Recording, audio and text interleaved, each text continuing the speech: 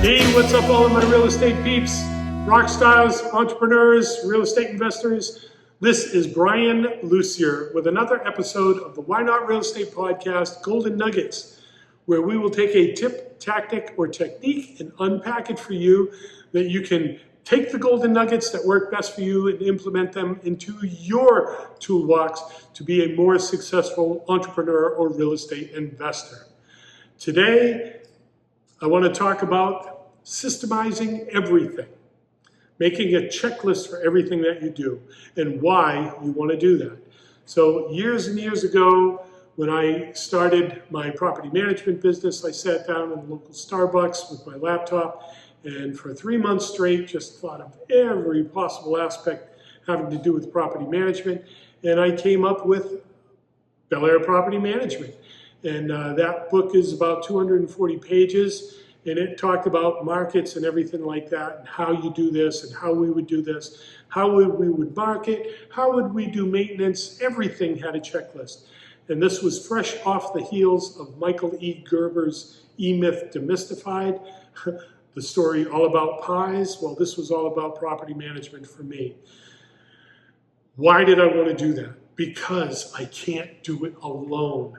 So if I've been able to make a checklist and put it into someone's hands and say, okay, here's how we're going to look at doing this. And I was smart enough to know that things are going to change, things are going to innovate, technology is going to happen.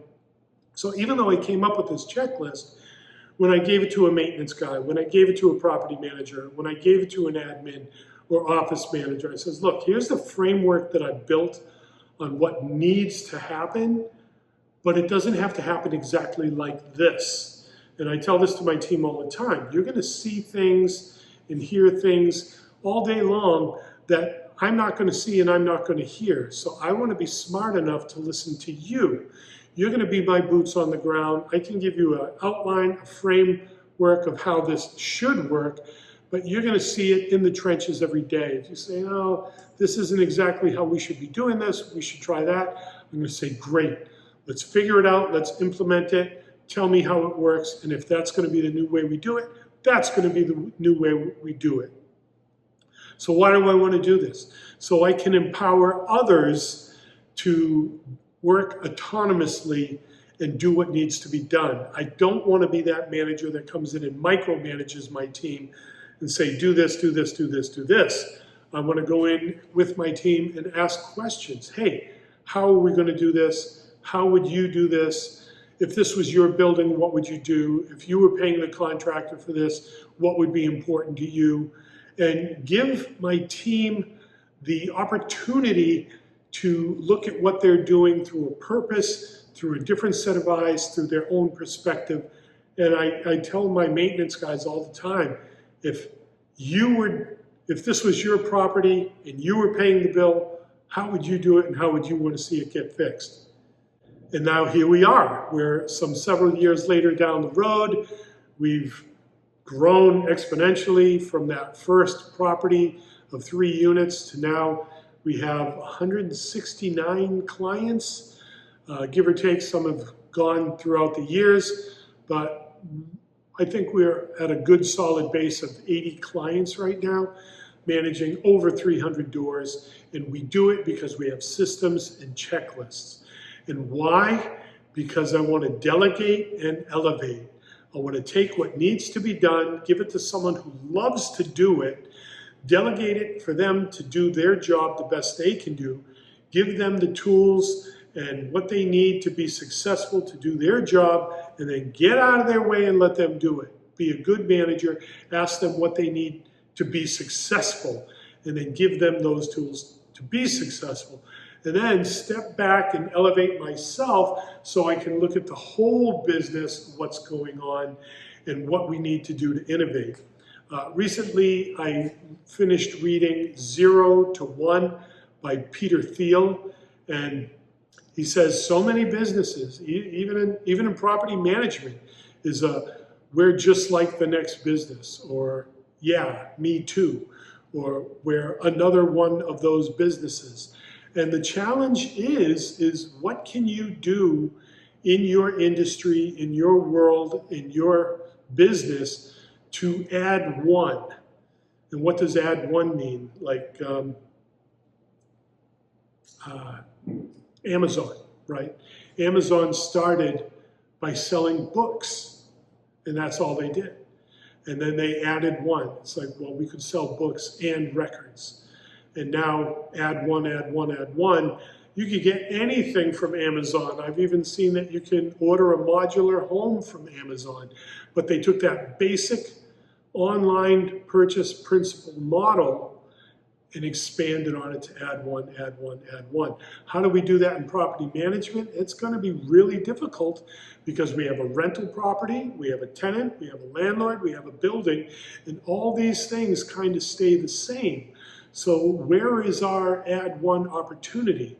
Well, you could say it's technology and software, but any other property manager out there can add technology and software to their operations. So it's been a challenge for me to step back, look at our operations, our business. Of course, I want to make everything a system. I want to make everything a checklist. But where's that opportunity for me in my business to add one? And my challenge to you in your business, I don't know what your business is. You may be in real estate. You may be in wholesaling. You may be in commercial, industrial, mobile home parks, hotels, whatever it might be.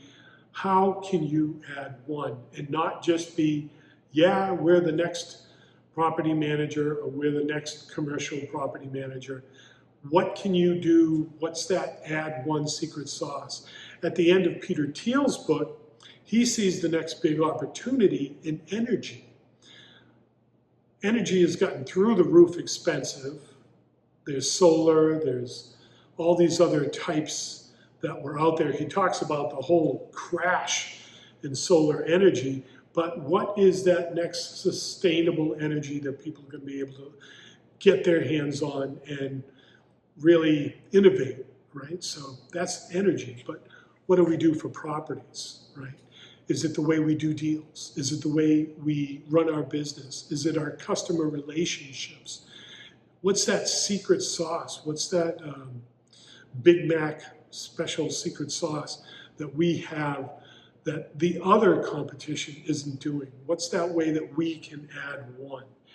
And finding it and implementing it and making it part of our culture in our team and our business, that's going to be the big challenge. So the core is to document everything that you do. Every procedure that you have, what are the different procedures you have, and then drill down each one of those. I can't think of his name from Bigger Pockets, the pilot. Hopefully I'll think of his name. Steve Rosenberg, right? He used to be a pilot, and for that plane to get off the ground, like it lands at the airport, and they've got like 30, 45 minutes to clear all the passengers out, get all the luggage off, refuel the plane, do an entire system of checklists, everything that they need to do to make sure that plane is safe to take off within the next 45 minutes, and then boom, it's out in the air. There's no room for error. There's no, well, we'll get it when the plane lands. You can't do that.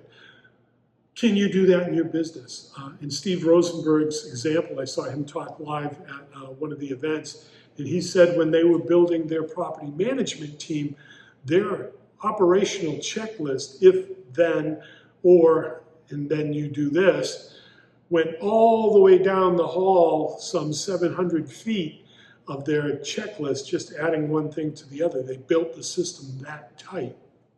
And then eventually, because they built that system that tight, they were able to bundle it up, market it off, and sell it at a later date. Maybe that's what you want to do with your business, which means you definitely have to have these lists where anyone could run the program. Don't make it people-centric, make it project-centric. And then if that's your goal to sell that company, great, you can do that. Or you might be somebody like me who wants to step back from the company, and right now I'm in a position where I'm going to start investing again. So I've got 2 or 3 different businesses. My primary business is the property management business. I have to have that run on its own without me. And that's constantly changing as well. Things happen, laws change, tenant-landlord law changes, security deposit law changes, all these shifting targets on the horizon that we constantly have to keep our eye on to refine and innovate as we go. But if we can do this and we can be successful doing it, and if we can add one as we go, then we're going to have a sustainable business, not just a next Me Too business, because I definitely don't want that. I think what we've created at Bel Air is exceptional. How we treat our culture inside the company, I believe, is unique. When we hire in new maintenance guys who've never been with another property manager before, they see how we do things, and then, I don't want to bash anybody here, but some property managers look at a spreadsheet and are just trying to save as much money as possible. We're trying to create a beautiful, uplifting experience, and that's our core value, right? Families first. So document everything, look for that opportunity that may be missed, and try to add one to your business model. And for us, it's going to be people-centric, it's going to be innovation with technology, it's going to be moving forward, and how we're going to do that, how we're going to satisfy clients, be they landlords, be they tenants, and just moving the needle, being able to move the needle. But to move that needle or to get that plane off the ground, you have to have a documented checklist. So documenting everything is critical, and get started today if you haven't done it. If you aren't familiar with the book by Michael E. Gerber, E-Myth Demystified, definitely get your hands on that. For me, it was on the CDs. I used to listen to it in Silverado University, which was my truck. I would just throw the CDs and listen to it over and over and over again. Somewhere around CD number 6, where we started to drill down really deep on building a checklist and a procedure and how things need to be done. That's where the rubber hit the road for me, and that's what changed how I developed our business plan to be what Bel Air is today. So there it is. My challenge is out there for all of you. Document what you can do so you can delegate and elevate. Maybe you want to sell your business. Maybe you want to grow your business. Maybe you want to create the corporate franchise where you can develop your business and then do a one-off in different markets. And if you have those systems in place and you've got all your operations nailed down and you have a team who's willing to follow that and innovate and make it better, then you are going to win, you are going to add one, and you will be successful. There it is, all my ladies and gentlemen, real estate peeps, real estate rock stars, and entrepreneurs.